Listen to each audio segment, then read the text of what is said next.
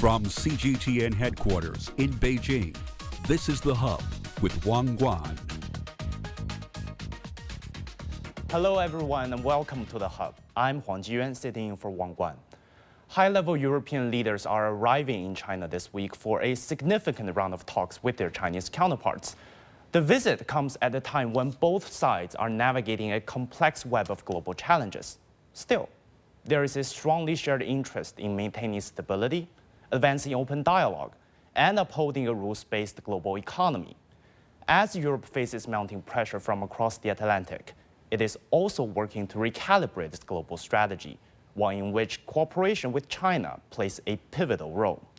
So, with all eyes on Beijing and Brussels, how are the two partners working through their differences? And can they find common ground for the next phase of bilateral engagement? To unpack the dynamics and possible outcomes, I'm joined by a panel of analysts and policy experts. Joining us from Beijing, Adam Dunnett, Secretary General of the European Union Chamber of Commerce in China. From Shanghai, Dr. Yan Shaohua, Deputy Director of the Center for China-Europe Relations at Fudan University. And here with me in Beijing studio, Professor Wang Yiwei, Monnet Chair and Director of the Institute of International Affairs at Renmin University of China. Welcome, gentlemen, to the show, and thank you all for being here. First things first, Professor Yan, the upcoming meeting between high-level European and Chinese officials. As you know, China-Europe relations have experienced their fair share of ups and downs in recent years. This visit marks the EU's first high-level delegation to China since Donald Trump returned to office and reignited his trade war. So, what should we be looking out for in this meeting? What are your expectations here? Yeah, you mentioned Donald Trump, which I think is definitely the elephant in the room when talking about EU-China relations. You know, both the EU and China are threatened by Trump's tariffs, and they are in the process of a tough negotiation with the United States. And I think this gives the EU and China to improve their bilateral relations somehow. But to what extent that is happening, my expectations are modest because some of the structural issues between the EU and China are still there. But still, I think this summit is a very important occasion for the two sides to talk about those issues at the highest political level. And it also shows importance that the EU and China attaches to each other. We know also this year marks the 50th anniversary of EU-China diplomatic ties. So I expect this summit to not only talk about the talking points that everybody is talking about, but also to take this opportunity to reflect on the history and also chart a path forward for EU-China relations. Mr. Dunnett, as Professor Yan mentioned, this year marks the 50th anniversary of China-EU's diplomatic relations. It's a monumental moment for these two major economies and trading partners. EU Chamber President Jens Eskelund highlighted that China's market is not just an option, but a must. So looking ahead, what do you see as the key to deepening cooperation and strengthening synergy between China and the EU? It is a very complex environment. It's a pivotal time that EU leaders are coming here. Going forward, what can we do to strengthen our relationship? First, it's great that the leaders are coming here. Ursula von der Leyen, the business community here is very excited about that, and we'll be participating in the summit. My organization is sending 30 corporate executives to participate in a roundtable that Premier Li Qiang and Ursula von der Leyen will both be at. But it doesn't begin or end here.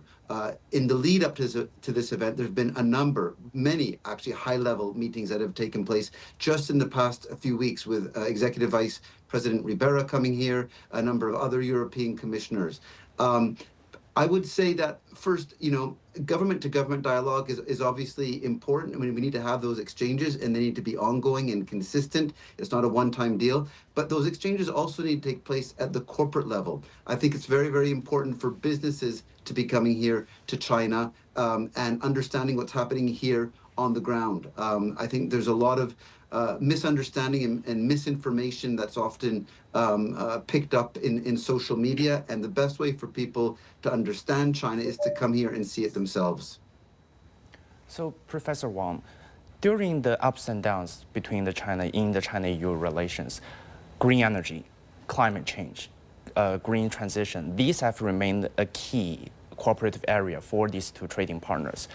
Looking ahead, especially from this upcoming meeting, what do you see as the potential areas where they could serve as the cornerstone for this bilateral relationship? Well, China, we say, from a fast growth of economy and to the high quality growth, development of the Chinese economy. And we are also high level of the opening. So that's, I think, put lots of the opportunities for China-EU collaboration. For instance, even in the green transition, previously we focused more on the manufacturing area, way of living. Now the transportation area is huge potential. For instance, from Zhengzhou to Luxembourg, there is the Silk Road. Now think about the sustainable aviation, to cut the CO2 emission is very crucial. And also for the shipping cargo of the sustainable fuel. This, I think, is a huge potential to cooperate. And also beyond that, China now, we have the dream of the current of the 400 million middle class by 2035 be double. So that means we will consume more of the luxury products from Europe. And China is also an aging society now. We have more than 300 million, we say, aging people, and also 300 million people single, without marriage or living alone. So they are more like now it's a new phenomenon in China. It's so-called emotional consumer behavior. So that's labu-labu, all this very popular in China. So in this regard, I think the service trade, new IPR, I think that's maybe a huge potential. I also want to talk to you about the Belt and Road Initiative. China has proposed to align its BRI with the Europe's global gateway strategy. What do you see? How do you see that progress is coming? And what do you see as the result as combining China and Europe's resources and their strategic imperatives? Well, one of the key mentality of the BRI is the synergies of the strategies, not just with the participant countries, but also with the third party like the European Union, which has a very comparative advantage at the normative power. Also in the European neighborhoods and Africans, many they follow the European standard. So that's very crucial to cooperate with the European Union.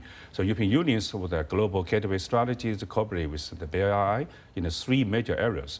Number one is transportation. You see China and the Europe Rail Express is dramatically changed the daily life of China and the European countries. From Benelux port cooperation and the Ningbo, also called with the Maritime Silk Road, the use of the digital standard of the Europe. And beyond that, even people think about the ice Silk Road through the North Port to reach Europe, of course, has huge potential. And secondly, of course, the new energy and green transition, particularly in the CEE countries, Central and European countries, and in the Balkan, in the Serb, and also Montenegro, which applied to join European Union for many years, so they follow the European standard, particularly in cut CO2 emissions, very tightened regulations for that. So the many corporations, they built in a European finance, China constructed, and the local running. So that's kind of a good cooperation in Croatia also. And thirdly, of course, in the third-party market, the cooperation in North Africa, for instance, with the green hydrogen transition in many countries. So the new green energy. So this is, I think, a huge potential for three key areas. Images may appear to be identical, but looks can be deceiving. The difference is not always obvious. It has to be discovered. There are always different sides to a story. We put the focus on the details. To see more, to understand better. CGTN. See the difference.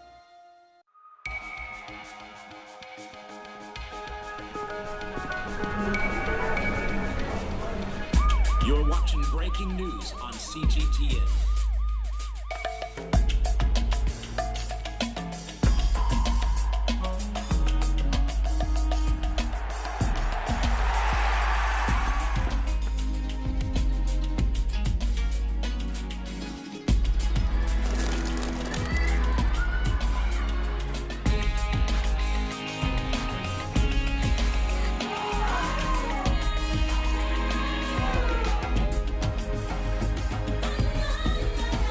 You're watching CGT with the latest market-moving headlines from around the world.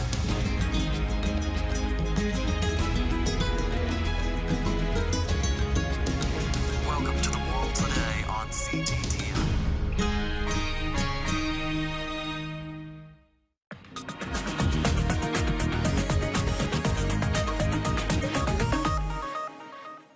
When you take a closer look at China's consumption trends, it reveals a rise in emotionally driven spending, from nighttime tourism and stress relief experiences to self-reward purchases.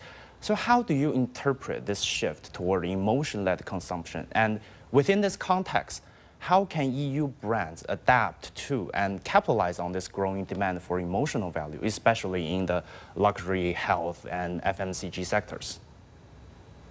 People are much more emotionally driven, much more sensitive to feelings in the market nowadays. And companies, I think, are well advised to react to this because it represents an opportunity for them. You mentioned the example of Labubu, and there are many others out there. If I look at some of the sectors that you just mentioned, like cosmetics, fast-moving consumer goods, a lot of them are adopting a strategy where they're increasing the products and brands that they have available to target those customers that fit a new niche of emotional driven needs and all that. And they can do that by affiliating themselves with popular celebrities or trends of the day and mixing bringing that product mix and sale to the consumer. So yeah, those market trends are very important. If I were to give you an example, maybe the beer industry. I mean, when I first came to China 20 plus years ago, there were only 2 or 3 brands of beers that you could most likely buy in the grocery store here. Today, there's thousands that you can buy, and many beer companies are extending their branding offering to fit different niches. I think of de-alcoholized beer or non-alcoholic beer, for example, is becoming quite popular in a very health-conscious society now. But what I would do, we're talking about the economy in this regard. One way to, I think, encourage greater consumption, which is a government goal, is in areas, for example, in non-alcohol beer, is to remove the alcohol tax, because there is no alcohol in non-alcoholic beer. So that's one of the recommendations that my organization is providing to improve the consumption economy. Professor Yan, I'd like your help in addressing a very sensitive but also important topic, the trust in the China-EU relationship. So in the West, there are many voices questioning China's trustworthiness and cautioning against closer ties. But at the same time, some in China express skepticism towards the European Union, suggesting that Europe's current engagement with China is largely driven by uncertainties around the US, whether it can be a reliable partner or not, implying that if the US were to become stable again, the EU might distance itself from China. How do you respond to these perceptions? And should the Chinese people be cautious about this potential conditionality in their relationship with Europe? I can tell you a story. I've been participating in several rounds of EU-China dialogue over the past year, and this project is funded by the EU-China think tank exchange program by the Commission. And when Europeans and Chinese scholars sit together, their minds were actually occupied by somebody else. So for Europe, it's always Russia, Russia, Russia. And for China, it's mostly about US, US, and US. So actually, there is kind of lack of trust between the EU and China on each other's major concern, right? So that's why I think we really need this kind of summit to have open and frank discussions on matters that concerns each other most. But also at the same time, I think dialogue itself it's not enough. We need more concrete results and more policy actions to improve the bilateral relations. Professor Wang, how would you address this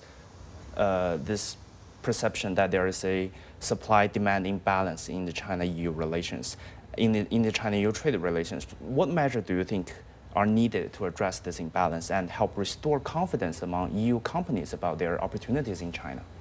Well, this is an old question, but it's a more growing serious problems between China and European cooperation.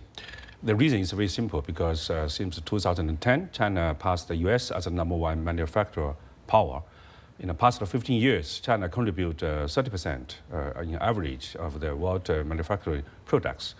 By 2030, that means 5 years later, according to the UN prediction, China will produce maybe 45% of the manufactured goods. So this is challenging not to European market, but to US, to global South like India. So everybody can complain about that. So we need to address this very seriously. So there are three measures we can take. #1, we should view our relations is more comprehensively, not just focus on the imbalance in goods that Europe import more from China, but if you calculate of the servers, actually China import more from Europe, so that's huge potential for the service trade, IPR, and all those brands.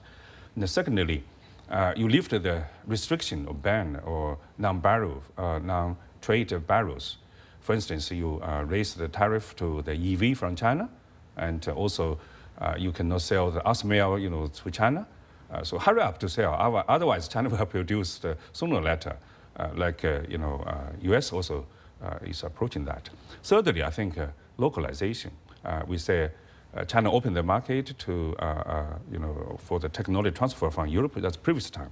Now Europe also maybe, in reverse way. So the open market for the Chinese EV or the batteries, and then they can have IPR show. So localization, and then create more jobs, and then to solve this problem. The Ukraine crisis and the trade deficit are key tasks ahead in the China-Europe relations. Can we expect any progress over these subjects in the upcoming meetings? Well, this meeting is a summit. This was said firstly about the 50 years anniversary, right? We should summarize, what we can get from history lessons. And then towards strategic long-term views of China to guide of the China-European cooperation. Not too much impacted by the certain factor, either Ukraine or US or any other, Russia. To be frankly, I should emphasize that Europe should appreciate the China's support in Ukraine. At the very beginning, President Xi warned me, any consensus not use nuclear weapons or attack any nuclear facilities or warning to use nuclear weapons. So this is very crucial, actually. And secondly, I think China not join the war like the North Korea. Otherwise, the war will be finished in favor of Russia. So, right, so Europe, these sanctions to Russia is not to follow the UN resolution. So China not necessarily, but we volunteer to follow this, the guidelines, not to do harm to our US, China-European relations. China's visa-free policies are boosting these cross-border exchanges, while its lower-tier cities are continuing to providing this kind of untapped market potential. Are there any examples that you can share tapping into this potential and adapting to China's changing landscape, especially with the sinking market and the Gen Z's low-debt consumption revolution?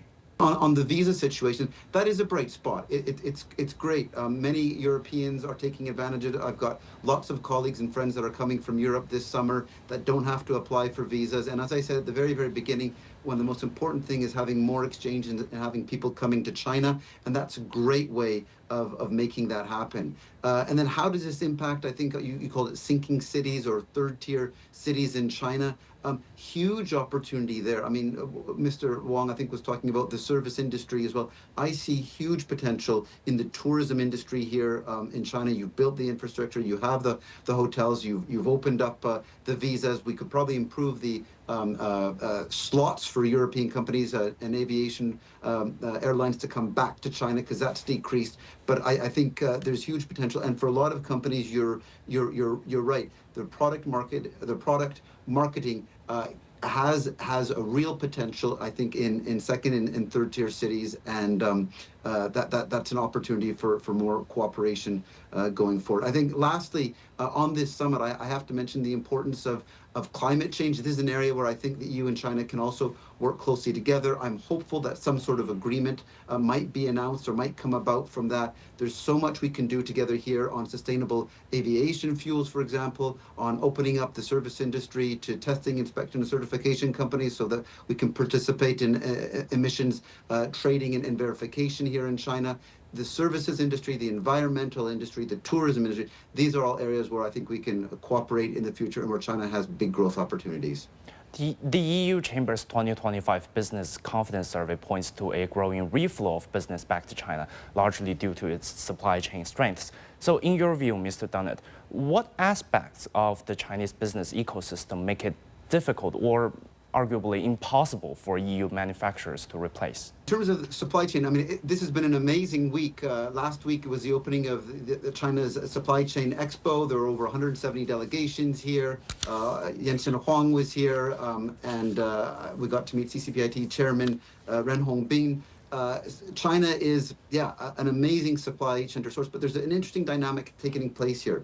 We see, because of these frictions that we've been talking about, indeed, some companies are leaving, or some companies are offshoring their supply chain, but more are actually on-supplying. We have twice as many companies onshoring their supply chain because the Chinese market is so important. So whether it's the infrastructure, whether it's the ports, whether it's the transportation, the size of the market, the innovation that's here, the talented resources and human talents that are here, there's still a huge amount of potential here in China. But I think most important is releasing it, opening it up. The manufacturing sector has run its course here in terms of, I think, a lot of what you can already do. We've got overcapacity there. We need to substitute that now. We need to bring in the service industry. And again, I see huge potential here. And it's just a matter of creating the framework and encouraging companies to take the risk and to go and develop these areas. Professor Yan, the last question goes to you. China has consistently supported the EU's pursuit of its strategic autonomy, encouraging the European Union to act in its own interest rather than a proxy for others. How would you assess the progress the EU has made toward this goal so far, and what role do you see China keep playing in that process? Yes, strategic autonomy is such a big debate in Europe nowadays, and I think it's the major policy objective for the EU in the decades to come. And I think it's not only about rhetoric. I think European strategic autonomy, it's also being translated into a lot of policy actions in a lot of fields, such as defense, in trade, technology, energy, and global governance. But of course, we know there are a lot of significant obstacles as well, both in terms of willingness to pursue strategic autonomy and also to increase or enhance the capability of strategic autonomy. And also on China's role in EU's pursuit of strategic autonomy, I know that in Europe, when talking about strategic autonomy, China is somehow kind of concerned, especially when it comes to dependence on China. But I have to say China could also be a partner in Europe's pursuit of strategic autonomy. For example, nowadays the EU is talking about competitiveness, and actually competitiveness is on top of the Commission's agenda in the current term. And in terms of competitiveness, I think China could be a partner in the EU's competitiveness. We know the European companies has been a very successful story in the Chinese market, and that could also be the case for Chinese companies in the European market as well. Yeah, I think the complexity of the China-EU relationship deserves much more attention. So that's it. That's all we have for this edition of The Hub. Thanks for watching, and stay tuned as our programs continue on CGTN. Bye now, and take care.